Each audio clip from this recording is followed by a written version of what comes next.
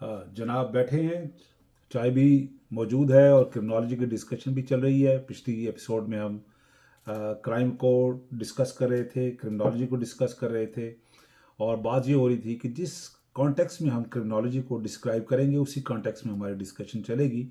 और क्रिमिनोलॉजी की कोई भी डेफिनेशन जो है वो सही या गलत आप नहीं कह सकते।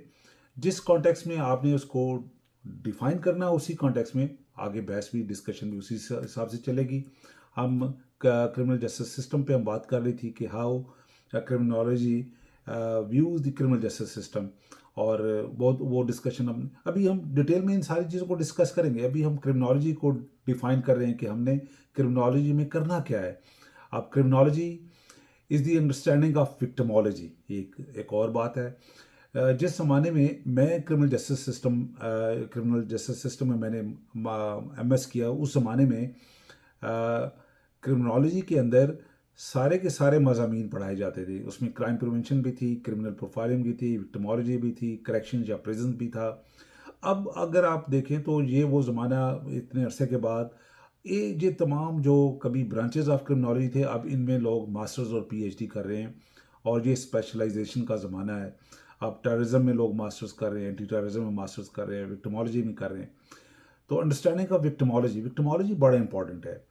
जब तक आप क्राइम और विक्टिम के दरमियान रिलेशनशिप को नहीं समझेंगे तो आपको क्रिमिनोलॉजी की समझ आ ही नहीं सकती। मिसाल के तौर पे एक शख्स है जो बार बार लोगों के हाथों रॉब हो रहा है या उसके घर चोरी हो रही है, बाकियों की निस्बत नहीं हो रही, तो वो क्या वजह है कि जो एक ऑफेंडर है उसको क्यों चूज़ करता है कि मैंने इस आदमी के घर चोरी करनी है या इसको मैंने लूटना है या विक्टिमाइज करना है।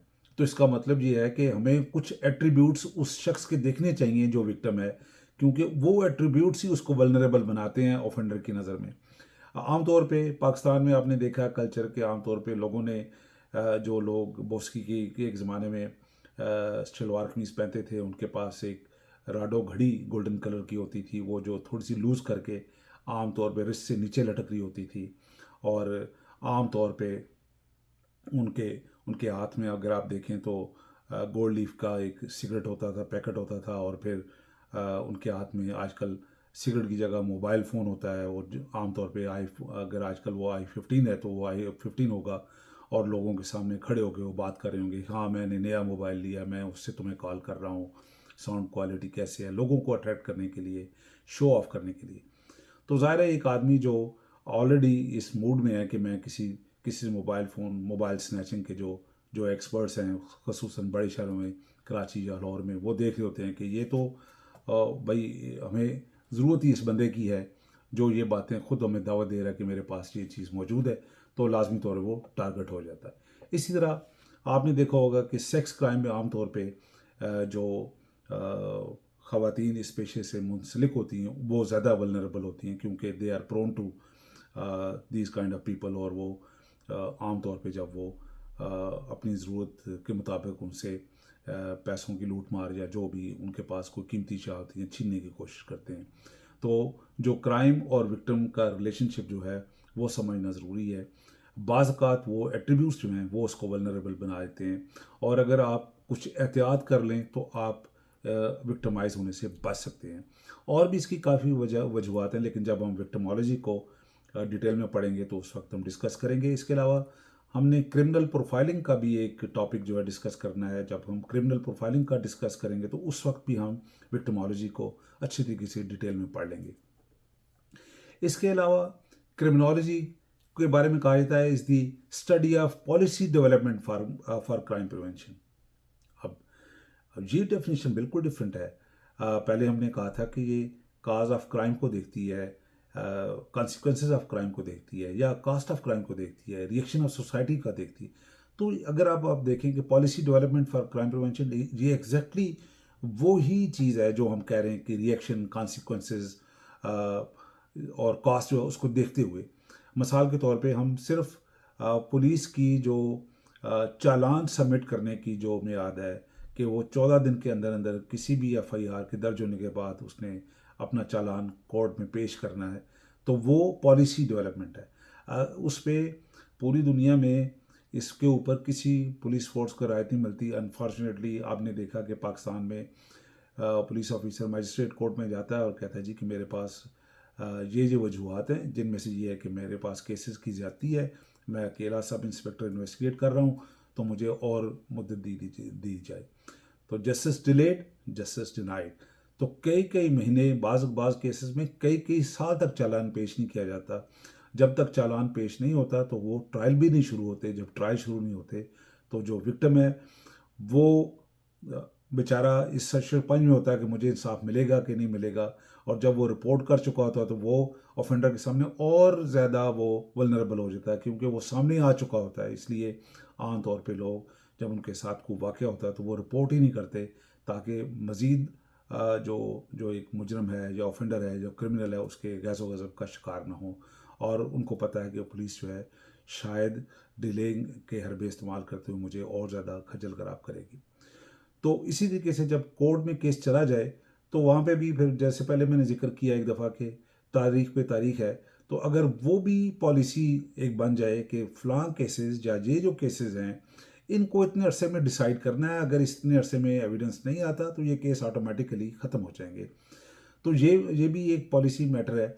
यूके ने इसमें बड़ी अच्छी एक मिसाल दी कि वहाँ के जजेस ने खुद से एक जो है सेंटेंसिंग पॉलिसी दी और उन्होंने डिसाइड किया कि किन केसेस में किस किस्म के एविडेंस हमें चाहिए, और ताकि प्रोसिक्यूशन हमें वही एविडेंस दे। अगर वो एविडेंस नहीं है तो वो किसी हद तक पहले ही वो फ्रस्ट्रेट हो जाते हैं लोग, वहाँ पे झूठे मुकदमे नहीं बनते और जो वकील हैं उनको वहाँ पे मेहनत करनी पड़ती है, क्योंकि एक स्टैंडर्ड प्रोसीजर दे दिया गया है कि हमें ये चीज़ें आप पेश करेंगे। और दूसरा ये है कि एक मुद्दत उन्होंने अपने लिए मुकर्रर कर ली कि इस किस्म के फ़लाँ जो केसेस हैं इनमें हम इतनी मुद्दत के अंदर लाजमी तौर पे फैसला देंगे। तो ये सेंटेंसिंग पॉलिसी जो है यूके की क्रिमिनल जस्टिस सिस्टम को एक और लेवल पे ले गई और वहाँ पे लोगों के लिए इंसाफ जो है आसान हो गया, और इंसाफ के महकमों के ऊपर जजेस, खसूस जजेस के ऊपर उनका जो ट्रस्ट है वो कई गुना बढ़ गया।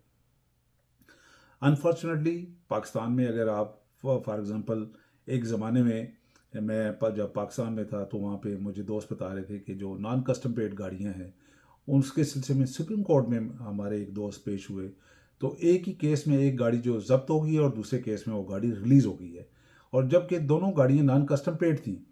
तो ये जो वेरिएंस है डिसीजन मेकिंग में, ये भी बाज़ अवक़ात जो है वो क्रिमिनल जस्टिस सिस्टम के एतमाद को ठेस पहुंचाती है, और लोगों का एतमाद जो है इन अदारों से कम होता नज़र आ रहा है। इसके अलावा एक और डेफिनेशन भी है क्रिमिनोलॉजी की। बेसिकली हम अब क्रिमिनोलॉजी को डिस्कस करने में, और आपको अंदाज़ा होगा कि हमारी डिस्कशन जो है आइंदा एपिसोड्स में क्या होगी, हम बाकी जितने भी अदारे हैं हम उनको किस तरह देख रहे हैं और किस तरह देखना चाह रहे हैं। Scientific study of crime, criminology is the scientific study of crime.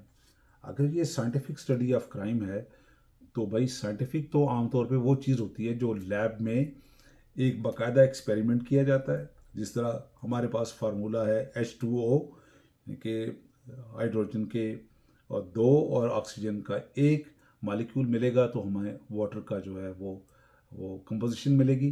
तो इसका मतलब ये है कि अगर H2O अमेरिका में H2O है तो पाकिस्तान में भी H2O ही होना चाहिए, वहाँ पे H3O या H2O1 नहीं हो सकता, उसकी कंपोजिशन में फ़र्क नहीं होना चाहिए। तो जब हम साइंटिफिक स्टडी कहते हैं तो हम ये समझते हैं कि जो क्राइम प्रिवेंशन मेथडोलॉजी जो है किसी किस्म की करेक्शन की है, इन्वेस्टिगेशन की है, कोर्ट के मामले से है, जितनी भी क्राइम प्रिवेंशन स्ट्रैटेजीज हैं, अगर वो एक मुल्क में जो रिजल्ट दे रही हैं वो ही किसी और सिटी में या किसी दूसरे मुल्क में भी वही रिजल्ट्स आने चाहिए। अगर ये रिजल्ट्स वैसे ही आए तो इसका मतलब ये है कि साइंटिफिकली हमने प्रूव कर लिया कि जो एक्सपेरिमेंट हमने क्राइम प्रिवेंशन का एक शहर में किया है उसका रिजल्ट हमें दूसरे शहर में भी मिल सकता है। इसकी मिसाल हम ऐसे देते हैं कि इंडिया के शहर दिल्ली में एक ज़माने में जो बच्चियां स्कूल कॉलेज में जाती थीं उनको बहुत ज़्यादा तंग किया जाता था, और ये एक बहुत बड़ा वहाँ पे क्राइम फैक्टर बन गया था। लोगों ने अपनी बच्चियों को स्कूल कॉलेज में भेजना छोड़ दिया था, बच्चियां डर गई थीं, घर से बाहर नहीं निकल सकती थीं। आमतौर पे ये क्राइम कॉमन हो गया था। तो वहाँ की पुलिस ने एक स्ट्रैटेजी बनाई। सबसे पहले उन्होंने देखा कि ये क्राइम किस जगह पे ज़्यादा आम है। वो देखा गया कि ये क्राइम जो है ये बसेस के अंदर ज़्यादा है, और फिर लड़कियों के स्कूल कॉलेज के सामने ज़्यादा है। तो वहाँ पे इन्फोर्समेंट को ज़्यादा किया गया, बच्चियों को तालीम दी गई कि उन्होंने कैसे रिपोर्ट करना है, कैसे बचना है, कैसे ग्रुप में रहना है, अकेले नहीं रहना, पेरेंट्स को साथ में शामिल किया गया और एक कम्युनिटी ने मिल के पुलिस के साथ एक स्ट्रैटेजी बनाई और ये जो क्राइम है वहाँ पे ना सिर्फ कम हुआ बल्कि ख़त्म हो गया। अब जब ये एक स्ट्रैटेजी जो थी एक ख़ास अरसे के लिए दिल्ली में अपनाएगी तो यही फिर स्ट्रैटेजी पुलिस फोर्सेस ने बाकी इंडिया के शहरों में अपनाई और कामयाबी के साथ इसके रिजल्ट्स आए। इसी तरीके से एक और भी स्ट्रैटेजी जो बड़ी मशहूर है जिसको हम ज़ीरो टॉलरेंस पुलिसिंग कहते हैं। एक ज़माने में न्यूयॉर्क शहर को कैपिटल ऑफ क्राइम कहा जाता था और वहाँ पे विलियम ब्रेटन एक पुलिस ऑफिसर आए जिन्होंने एक ये स्ट्रैटेजी ज़ीरो टॉलरेंस पुलिसिंग की दी और उन्होंने न्यूयॉर्क के क्राइम को रिड्यूस किया और न सिर्फ कत्ल के क्राइम, चोरी चकारी के क्राइम, फेयर ट्रिपिंग के जो क्राइम थे, हर किस्म के क्राइम जो है उन्होंने इसको रिड्यूस किया क्योंकि उनके रिजल्ट्स ने ये बताया कि ये जो इसी तरह इंडिया में भी हमें पता चला कि वो चंद लोग हैं जो ख़वातीन को छेड़ रहे हैं। अगर हम उन पे काबू पा लें तो बाकी क्राइम ऑटोमेटिक ख़त्म हो जाएगा। वो टोटल जो थे वो 7 से 8% लोग थे जो इन एक्टिविटीज़ में शामिल थे। जब आप उन 7-8% को काबू कर लेते हैं तो वो सारे क्राइम ख़त्म हो जाते हैं। इसी तरीके से जो ज़ीरो टॉलरेंस पुलिसिंग जब विलियम ब्रेटन ने न्यूयॉर्क में अपनाई तो उस वक्त भी पता चला कि जो क्रिमिनल चोरी में मुलव्वस था, कत्ल की वारदात में भी वही शामिल था, फेयर ट्रैपिंग में भी शायद वही शामिल था। तो जैसे ही उन्होंने एक ख़ास तादाद जो क्रिमिनल की काबू की तो तमाम क्राइम जो है अगर उन्होंने जो स्क्वीजी पकड़ के गाड़ियों के शीशे साफ कर रहे होते हैं उनको काबू किया तो पता चला चोरी ख़त्म हो गई। चोरियों वालों को पता चला कि जो कत्ल के क्राइम है और या कार थेफ्ट के जो कार लिफ्टिंग के केसेस हैं वो ख़त्म हो गए। तो ये सारे के सारे जो क्रिमिनल हैं आपस में इंटरकनेक्टेड हैं और आमतौर पे जो क्रिमिनल है वो अपॉर्चुनिटी देखता है। अगर उसको लड़की छेड़ने की अपॉर्चुनिटी है तो वो कर लेगा और अगर उसको चोरी की अपॉर्चुनिटी है तो वो चोरी कर लेगा और अगर उसको कोई और क्रिमिनल एक्टिविटी का मौका मिलता है तो वो उसमें इन्वॉल्व हो जाएगा। क्योंकि हमने देखा कि ये बिहेवियरल स्टडी की भी हमने बात की। अब जब हम ये इस क्रिमिनोलॉजी को इस तरीके से डिफ़ाइन कर लेंगे तो फिर हमें क्रिमिनोलॉजिकल थीरीज़ की तरफ जाना पड़ेगा कि वो थीरीज़ क्या हैं। थीरीज़ के लिए हम बार बार एक एक प्रोग्राम करेंगे और हो सकता है एक थीरी को एक्सप्लेन करने के लिए हम एक से ज़्यादा प्रोग्राम करें और इंशाल्लाह हम क्रिमिनोलॉजी को आपके लिए आसान बनाएंगे, इसको समझने के लिए आसान बनाएंगे। आपसे गुजारिश ये है कि आप प्रोग्राम को लाइक भी करें, कमेंट भी करें और मेरे चैनल को सब्सक्राइब भी करें। अपने सवालात मुझे ज़रूर भेजें। जो आपके ज़हन में सवालात हैं हम कोशिश करेंगे कि उनको प्रोग्राम के अंदर डिस्कस करें। अल्लाह हाफ़िज़, अपना ख्याल रखें, चाय को एंजॉय करें।